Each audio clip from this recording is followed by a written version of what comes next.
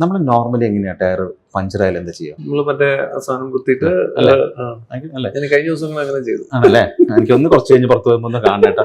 Actually എന്താ സംഭവിക്കാൻ പാടെന്ന് ഞാൻ പറയാം. നമ്മളെല്ലാവരും ചെയ്യുന്ന ഒരു മിസ്റ്റേക്ക് ആണ്. വണ്ടി നിർത്തണോ, അവർ വെള്ളം ഒഴിച്ച് നോക്കണോ, എവിടെ നിന്നാണ് ബബിൾ വരുന്നതെന്ന് കാണണോ, അവിടെ ഒരു തിരിയിട്ട് കുത്തണോ, കട്ട് ചെയ്യണോ, ഒന്നും കൂടെ വെള്ളം ഒഴിച്ച് നോക്കണോ. ഇത്രയും കാലം അത് ഡേഞ്ചറസ് അല്ലാത്തതിന് കാരണം നമ്മൾ ഹൈ സ്പീഡ് ഡ്രൈവിംഗ് കുറവായിരുന്നു. ഇനി ഫ്യൂച്ചറിൽ ഞാൻ പറയാൻ പോകുന്ന കാര്യം ശ്രദ്ധിച്ചു കേട്ടോളൂ. ടയറിൽ നമുക്ക് പഞ്ചർ കിട്ടി, നമ്മൾ എപ്പോഴാണ് പഞ്ചർ കിട്ടിയെന്ന് നമ്മൾ അറിയാം.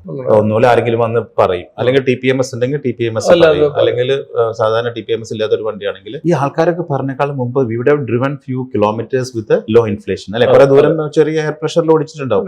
ഈ ഒരു 33 PSI വേണ്ട വണ്ടി നമ്മളൊരു 20 PSI കുറവ് 1 കിലോമീറ്റർ ഓടിച്ചു കഴിഞ്ഞാൽ ഇതിനകത്തുള്ള റബ്ബർ മുഴുവൻ പോയി കാണും. അതിനകത്തുള്ള സ്റ്റീൽ കോട്ട്സ് ഒക്കെ പൊളിഞ്ഞ് ഞാനിവിടെ വരുമ്പോൾ സ്ഥിരം ടയറുകൾ തുറന്നു നോക്കും. പ്രശ്നം എവിടെയാന്ന് വെച്ച് കഴിഞ്ഞാൽ നമ്മൾ ഈ ഔട്ട്സൈഡ് ഇൻസൈഡ് റിപ്പയർ ചെയ്യുമ്പോൾ നമ്മളിതിന്റെ അകം കാണുന്നില്ല. നേരെ അങ്ങനെ കുത്തിക്കയറ്റി നേരെ അങ്ങനെ കുത്തിക്കയറ്റി തട്ടടിക്കുന്ന